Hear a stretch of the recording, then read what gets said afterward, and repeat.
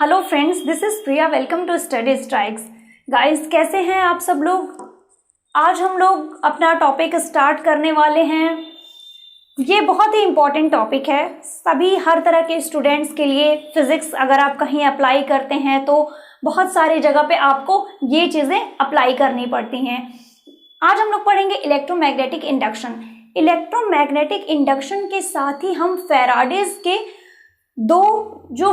के जो दो नियम हैं उनको देखेंगे, जिसमें हमारा लेंज का नियम भी आता है।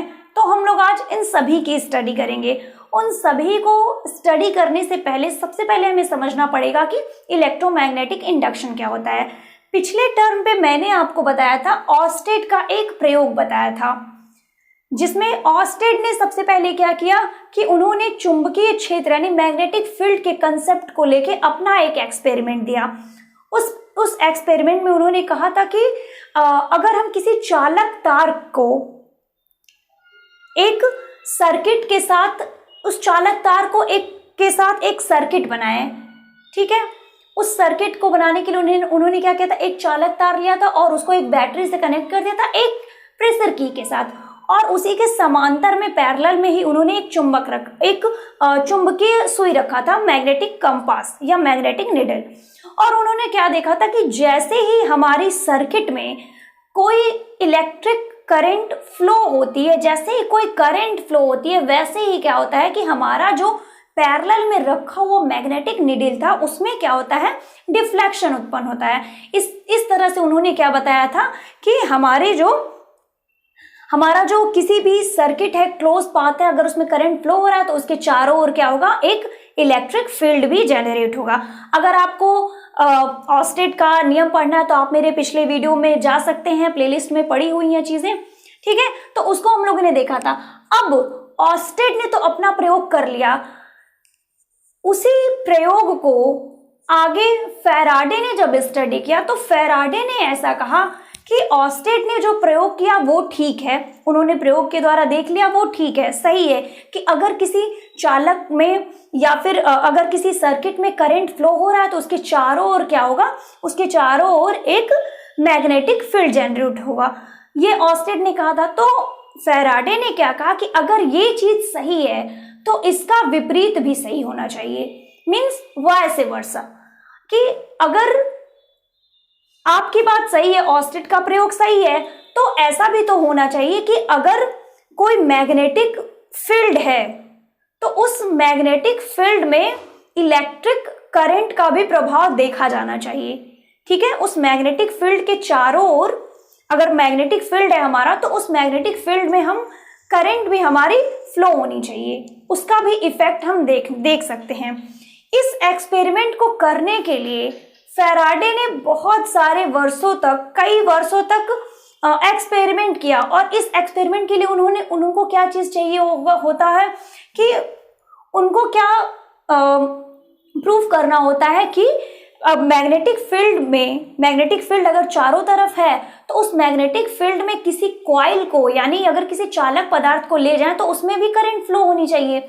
इसके लिए उन्होंने अपना एक्सपेरिमेंट स्टार्ट किया। उन्होंने एक चुंबक का छड़ लिया, मतलब उन्हें एक मैग्नेट चाहिए होता है, उसके साथ ही उनको एक कॉइल चाहिए होती है, और कॉइल का एक कनेक्शन चाहिए होता है, मतलब वो जो कंडक्टर है या फिर जो कॉइल है वो एक प्रॉपर, मतलब वो एक क्लोज पाथ बनाए रखे। उसी को स्टडी करने के लिए, उसमें करंट को स्टडी करने के लिए उन्होंने उसमें एक धारा मापी का यूज किया, जो डिफ्लेक्ट होके बताता था कि करंट इसमें फ्लो हो रही है कि नहीं, मतलब वो स्मॉल करंट को भी डिटेक्ट कर लेता है। तो उन्होंने अपना एक्सपेरिमेंट शुरू किया एक छड़ के साथ, और एक कॉइल लिया, और उस कॉइल का होल, वो कॉइल जो हमारी होती थी वो होल सर्किट के साथ होती थी, और उसमें एक धारा मापी यूज किया। एक्सपेरिमेंट उन्होंने कई वर्षों तक किया, जिसका कोई रिजल्ट नहीं निकला।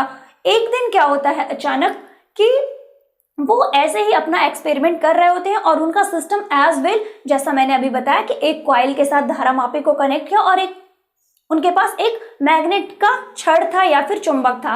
उन्होंने ऐसे एक्सपेरिमेंट करते करते अचानक एक दिन क्या हुआ कि उन्होंने उस मैग्नेट को क्या किया, उस कॉइल के अंदर फेंक दिया, ठीक है। एक्सपेरिमेंट है, इत्तेफाक है, ऐसे ही तो सारी चीजें हम डिस्कवर करते हैं। तो ये एक इंसिडेंट था, स्मॉल इंसिडेंट था। और जैसे ही उन्होंने उस मैग्नेट को उस कॉइल में फेंका, जो कॉइल ऑलरेडी किसी धारामापी के साथ डिफ्लेक्टेड विक्षेपण के साथ, जिसमें एक सुई ऑलरेडी लगी हुई थी, उसमें उन्होंने उसे फेंक दिया।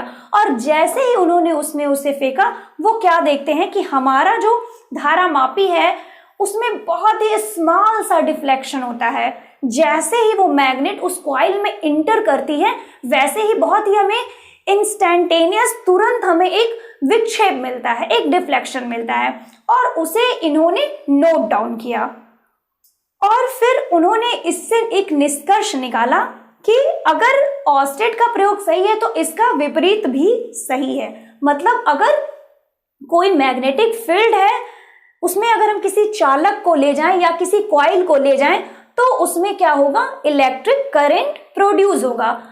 यहां पे मैंने बैटरी की बात नहीं की है, ठीक है। मतलब वो करंट इंड्यूस्ड करवाने के लिए हम किसी भी तरह की बैटरी का यूज नहीं कर रहे हैं, ठीक है। डायरेक्ट मैग्नेटिक फील्ड में हम कॉइल को ले जाएंगे तो वहां पे क्या होगा, इलेक्ट्रिक करंट जनरेट हो जाएगा, ठीक है। ये था फैराडे का एक्सपेरिमेंट। इसी को उन्होंने इलेक्ट्रोमैग्नेटिक इंडक्शन का नाम दिया, ठीक है। अब यहाँ पे देखिए क्या होता है। उन्होंने जो अपना एक्सपेरिमेंट किया वो कुछ इस तरह से था। यहाँ आपको फर्स्ट, सेकंड, थर्ड, फोर्थ, 4 आपको अरेंजमेंट देखने को मिल रहा है। ये हमारा मैग्नेट का नॉर्थ पोल है। ये फैराडे ने जो भी अपना सिस्टम लिया था, ये बिल्कुल उसका एक एक मैंने आपको अलग अलग अरेंजमेंट दिखा दिया है। ये है धारामापी, यही है धारामापी जिसमें विक्षेप हो रहा था, ठीक है। और ये हमारा क्या है, कॉइल है यानी कुंडली है, ठीक है। यहाँ पे किसी भी तरह के बैटरी का यूज नहीं किया गया है। तो यहाँ पे क्या देखा गया कि इसके आसपास ये हमारा इलेक्ट्रोमैग्नेटिक फील्ड था। यहाँ पे जैसे ही कॉइल को ले जाते थे तो हमारा कुछ डिफ्लेक्शन होता था, ठीक है। ये सब मैंने अभी बताया। अब यहाँ पे देखिए, जब हम नॉर्थ पोल को हमारे मैग्नेट के नॉर्थ पोल को जब हम किसी कॉइल के पास ले जाते हैं, ये देखिए डायरेक्शन शो कर रहा है कि हम किसी कॉइल के पास ले जाते हैं, तो हम क्या देखते हैं कि वहां पे कुछ इस तरह से करंट फ्लो होती है, कॉइल में करंट फ्लो होती है। और ये जो हमारा सुई है, ये जो हमारा निडल है, ये बहुत तेजी से क्या होता है, डिफ्लेक्ट होता है। जैसे ही हम इसे यहाँ पे इसके पास ले जाते हैं, इस मैग्नेट को कॉइल के पास, वैसे ही हमारा यहाँ पे करंट फ्लो होता है। और जैसे ही करंट फ्लो होता है, हमारा डिफ्लेक्शन बहुत तेजी से होता है। और ये जो डिफ्लेक्शन होता है, यहाँ पे जो करंट प्रोड्यूस होता है, उसकी डायरेक्शन देखी गई कुछ इस तरह से। ये उसकी डायरेक्शन देखी गई। यहाँ पे इसकी डायरेक्शन हम लोगों ने जब देखी तो इससे ये पता चला कि ये जो नॉर्थ के सामने वाला जो हमारा कॉइल का जो पार्ट है, ये as a north pole behave कर रहा है, ठीक है। उसके बाद जब हम सेकेंड हमारा जो अरेंजमेंट था, उसमें हम लोगों ने क्या किया कि हम लोगों ने नॉर्थ पोल को इस कॉइल से दूर ले गए, हम इसे, ठीक है। और जैसे ही हम इसे इससे दूर ले गए, हमने क्या देखा, हमारा जो डिफ्लेक्शन था पहले वो दूसरे साइड में था और अभी जस्ट अपोजिट साइड में डिफ्लेक्शन हो गया, ठीक है। हमारा डिफ्लेक्शन अब जस्ट अपोजिट साइड में हो गया। इसका मतलब करंट का डायरेक्शन भी जस्ट अपोजिट हो गया। अपोजिट हो गया तो पहले वो कैसा बिहेव करता था, एज अ नॉर्थ पोल, इसके सामने का पार्ट। अब यहाँ पे क्या कर रहा है, ये जस्ट अपोजिट डायरेक्शन हो गया। मतलब ये कैसा बिहेव कर रहा है, एज अ साउथ पोल, जैसे ही हम दूर ले जा रहे हैं, ठीक है। बाकी अगर यहाँ पे नॉर्थ है तो यहाँ पे साउथ होगा, यहाँ पे साउथ है तो यहाँ पे नॉर्थ पोल होगा, ठीक है। तो उन्होंने यहाँ पे देखा डिफरेंट डायरेक्शन, दोनों डायरेक्शन क्या हुए, विपरीत हुए, चेंज हुए, ठीक है। उसके बाद अगर हम साउथ पोल की बात करें, जब हम साउथ पोल को कॉइल के पास ले गए तो हमने क्या देखा कि ये बिल्कुल यहाँ पे ऐसा ही फिनोमेना कुछ था, ठीक है। साउथ पोल को जैसे ही ले गए, ये हमारा करंट की डायरेक्शन कुछ ये इस तरह हुई और हमारा जो डिफ्लेक्शन था वो बहुत तेजी से होता है डिफ्लेक्शन, अब जैसे ही हम इस साउथ पोल को कॉइल से दूर ले जाते हैं, फिर वही चीज हमें देखने को मिलती है। यहाँ पे जो हमारा करंट था उसकी डायरेक्शन जो थी जस्ट उसके अपोजिट डायरेक्शन में हमें हमारा डिफ्लेक्शन मिल रहा है। मतलब ये यहाँ as a south pole work कर रहा था, तो अब ये यहाँ पे as a north pole work करेगा। ठीक है, उन्होंने ये ढेर सारे, ये जो भी आपके सामने है, उन्होंने इतना चेंजमेंट देखा। मतलब क्या उन्होंने देखा कि जैसे ही हमारा, अगर हम अपने मैग्नेट को मूव करवा रहे हैं तब हमारा डिफ्लेक्शन हो रहा है, अगर दोनों स्थिर पड़े हुए हैं तो कोई डिफ्लेक्शन नहीं हो रहा है। ठीक है, जैसे ही हम अपने मैग्नेट को मूव करवा रहे हैं, कॉइल में क्या हो रहा है, डिफ्लेक्शन हो रहा है, यानी करंट प्रोड्यूस हो रही है। अब देखिए यहाँ पे जो भी करंट फ्लो हो रही है, इसमें किसी भी तरह के बैटरी का यूज नहीं किया गया है, बैटरी का यूज नहीं किया गया है। तो इसे ही उन्होंने कहा विद्युत चुंबकीय प्रेरण, यानी यहाँ पे इंडक्शन जो हो रहा है, इलेक्ट्रोमैग्नेटिक इंडक्शन हो रहा है, बिना बैटरी के ही आपका करंट हमें फ्लो करते हुए देखने को मिल जाती है। अब इसकी कुछ प्रॉपर्टी देख लेते हैं। इसमें कुछ प्रॉपर्टी इस तरह से हैं, देख लीजिए।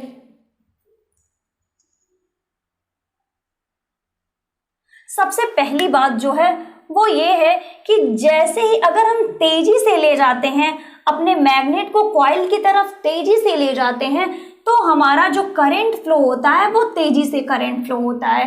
करंट तेजी से फ्लो होता है मतलब डिफ्लेक्शन जो होता है वो हमें बहुत तेजी से डिफ्लेक्शन मिलता है।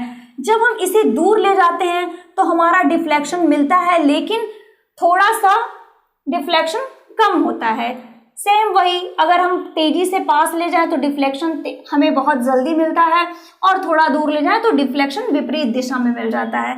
उसके साथ दूसरा पॉइंट क्या हुआ, दूसरा पॉइंट ये हुआ कि अगर आपको करंट की मात्रा बढ़ानी है या फिर करंट आपको ज्यादा चाहिए, तो आप नंबर ऑफ कॉइल्स, यानी टर्न जो है आपके कॉइल का जो टर्न है, टर्न्स जो है ये हमारा जो टर्न्स है कॉइल का, इसे आप इंक्रीज कर सकते हैं। इसे आप क्या कर सकते हैं, इंक्रीज कर सकते हैं। जब आप कॉइल के नंबर ऑफ टर्न्स को इंक्रीज कर देते हैं तो आपको डिफ्लेक्शन ज्यादा मिलता है, एज वेल एज आपको करंट ज्यादा मिलता है। ठीक है, अब बात आती है कि ये करंट कैसे फ्लो हो रहा है। क्या सिर्फ मैग्नेट को ही मूव करवाने से करंट फ्लो हो रहा है? ऐसा नहीं है। अगर आप मैग्नेट को यहीं पे रखें और कॉइल को मूव करवाएं तो भी आपको ये सारी चीजें देखने को मिल जाती हैं। मतलब करंट प्रोड्यूस हो रहा है कब?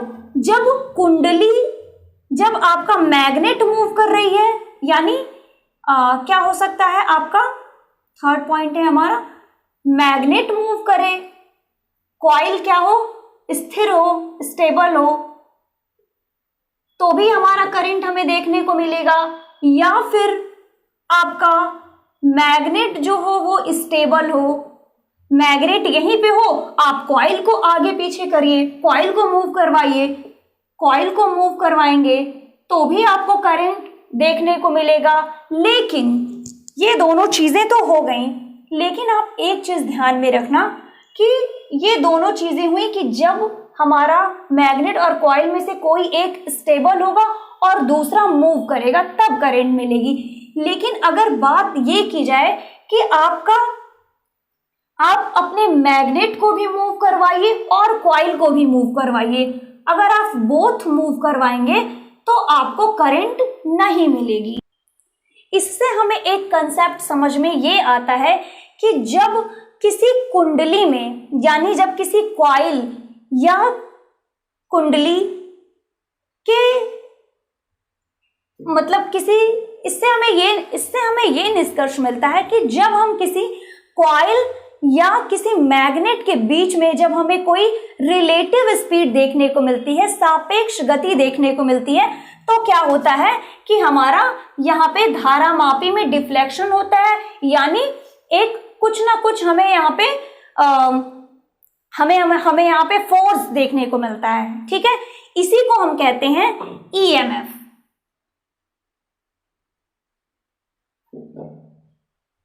तो क्या उत्पन्न हुआ हमारा ईएमएफ। ईएमएफ मतलब विद्युत वाहक बल, इलेक्ट्रोमोटिव फोर्स, ठीक है, यही ईएमएफ इंड्यूस्ड होता है तो हमें हमारा डिफ्लेक्शन देखने को मिलता है, ठीक। और ये जो हमारा पूरा इवेंट है, मतलब ये जो हमारी पूरी घटना है, इसे ही हम कहते हैं इलेक्ट्रोमैग्नेटिक इंडक्शन, ठीक है। तो आप इसे नोट कर सकते हैं कि आपको समझ में आ गई होंगी चीजें कि ईएमएफ क्या होता है और कैसे इंड्यूस्ड हो रहा है, ठीक है, यानी विद्युत वाहक बल क्या होता है। और ये जो विद्युत वाहक बल उत्पन्न हो रहा है, इसी घटना को हम लोगों ने क्या कहा, इलेक्ट्रोमैग्नेटिक इंडक्शन, यानी विद्युत चुंबकीय प्रेरण। ओके, ये है आपका कुछ डेफिनेशन, आप इसे नोट डाउन कर लीजिए कि जब किसी कॉइल तथा मैग्नेट के बीच में रिलेटिव स्पीड होती है, सापेक्ष गति होती है, तो कॉइल में एक विद्युत वाहक बल उत्पन्न हो जाता है, यानी इंड्यूस्ड ईएमएफ होता है। और ये जो हमारी घटना होती है, इसे हम कहते हैं इलेक्ट्रोमैग्नेटिक इंडक्शन। अगर ये इलेक्ट्रोमैग्नेटिक इंडक्शन किसी क्लोज सर्किट में होता है तो उसी ईएमएफ के कारण क्या जनरेट होता है, हमारा इलेक्ट्रिक करंट जनरेट होता है। और इसी इलेक्ट्रिक करंट को उस समय जो इलेक्ट्रिक करंट जनरेट होता है उसे हम कहते हैं इंड्यूस्ड करंट। थोड़ा सा बात कर लेते हैं फैराडे के एक्सपेरिमेंट की। फैराडे ने जब एक्सपेरिमेंट किया तो ये क्या था, उनका मैग्नेट था और ये क्या था, उनका कॉइल था। उन्होंने क्या देखा, जब हम मैग्नेट को कॉइल से दूर रखते हैं तो ये जो हमारा फ्लक्स होता है, फ्लक्स जो हमारा कॉइल से जो होकर गुजरता है, उसकी मात्रा जो होती है वो कम होती है। यानी जो हमारा फ्लक्स चेंज होता है, फ्लक्स चेंज जो होता है वो हमारा कम होता है, ठीक है। फ्लक्स रेखाएं जो होती हैं वो बहुत ही कम होती हैं जो हमारी कॉइल से होकर गुजरती हैं। लेकिन सेकेंड एक्सपेरिमेंट में उन्होंने क्या किया कि उन्होंने कॉइल को थोड़ा पास लाया मैग्नेट के, ठीक है। जब वो कॉइल को थोड़ा पास लाते हैं मैग्नेट के, तो वो क्या देखते हैं कि जो फ्लक्स लाइंस जो है हमारी वो फ्लक्स चेंजेस जो है वो हमारे कॉइल से बहुत ढेर से मात्रा में गुजरती हैं, मतलब ज्यादा अमाउंट में हमारी फ्लक्स जो होती है, फ्लक्स लाइन जो होती है वो हमारी कॉइल से होकर गुजरती हैं। इससे उन्होंने ये देखा कि हमारा जो उन्होंने जो फ्लक्स की स्टडी फ्लक्स के बेस पे किया, उन्होंने बताया कि ये फ्लक्स जो है, फ्लक्स के बेस पे ही हमारा जो ईएमएफ इंड्यूस्ड हो रहा है वो इंड्यूस्ड हो रहा है। कि अगर हम कॉइल को मैग्नेट से दूर रखते हैं तो हमारी फ्लक्स लाइन जो है वो ज्यादा फ्लक्स लाइन हमारे कॉइल से होकर नहीं गुजरती हैं, यानी हमारा ईएमएफ भी जो इंड्यूस्ड होता है वो कम होता है, ठीक है। इसकी मात्रा जो होती है वो कम होती है। लेकिन जैसे ही हम कॉइल को मैग्नेट के पास ले आते हैं तो हम देखते हैं कि हमारी जो फ्लक्स लाइंस हैं वो ढेर सारे फ्लक्स लाइंस जो होती हैं वो हमारे कॉइल से होकर क्या हो रही हैं, गुजर रही हैं। और इस कंडीशन में जो हमारा ईएमएफ इंड्यूस्ड होता है वो बहुत ही हाई अमाउंट में होता है, ठीक है। इस प्रकार उन्होंने देखा कि जो हमारा ईएमएफ पे जो प्रभाव पड़ रहा है वो पूरी तरह से फ्लक्स के चेंजेस पे पड़ रहा है, ठीक है। करंट की बात करें तो करंट हमारा इस पे डिपेंड नहीं कर रहा है, लेकिन जो हमारा फ्लक्स ईएमएफ जो हमारा फ्लक्स पे है वो पूरी तरह से डिपेंड कर रहा है, ठीक है। इसका मतलब अगर हम कॉइल को बार मैग्नेट के पास रखते हैं, समीप रखते हैं, तो क्या होता है, हमारा ईएमएफ ज्यादा इंड्यूस्ड होता है क्योंकि हमारा फ्लक्स लाइन जो होती है वो कॉइल से होकर ज्यादा गुजरती हैं। इसी आधार पर फैराडे ने अपने कुछ नियम दिए। फैराडे के 2 नियम देखे जाते हैं, माने जाते हैं। ये है हमारा फैराडे का फर्स्ट लॉ।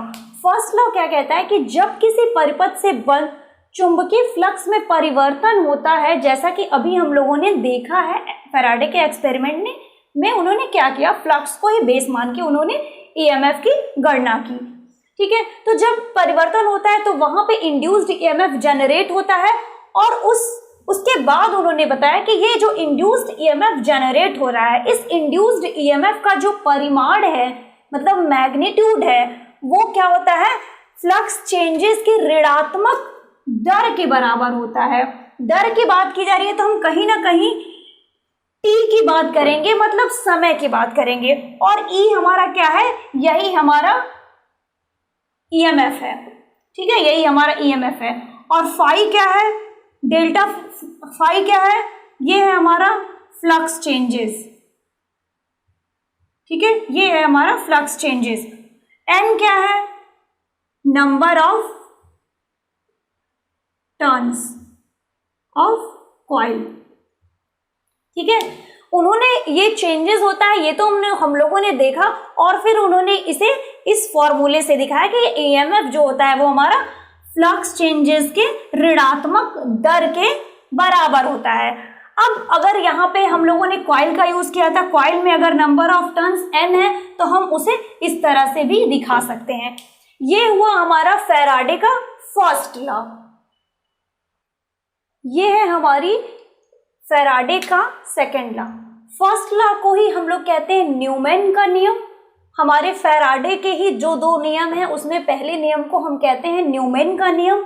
और ये जो हमारा दूसरा लॉ क्या कहता है, ये कहता है कि किसी परिपथ में प्रेरित विद्युत वाहक बल, जो आपका इंड्यूस्ड ईएमएफ या इंड्यूस्ड करंट जो जनरेट हो रहा था, उसकी डायरेक्शन हमेशा ऐसी होती है कि वो उस कारण का यानी उस कॉज का क्या करती है, विरोध करती है जिससे वह उत्पन्न हुई है, ठीक है। इसका मतलब क्या हुआ कि जब हम लोग देख रहे थे, हमारा जब इंड्यूस्ड ईएमएफ जनरेट हो रहा था, पिछले मैंने अभी आपको बताया एनएस, सॉरी अगर ये था हमारा, अगर हम एन पोल को क्या करते थे, कॉइल के पास ले जाते थे, कॉइल के पास, तो ये क्या करता था, जब हम इसको कॉइल के पास ले जाते थे तो ये क्या करता था, इसमें कुछ ऐसी डायरेक्शन, ऐसी करंट फ्लो होती थी कि ये हमारी यहाँ पे हमारा विक्षेपण होता था, तो ऐसा ये कुछ बिहेव करता था लाइक एन और एस, मतलब नॉर्थ के सामने ही जस्ट नॉर्थ पोल जैसा बिहेव करता था।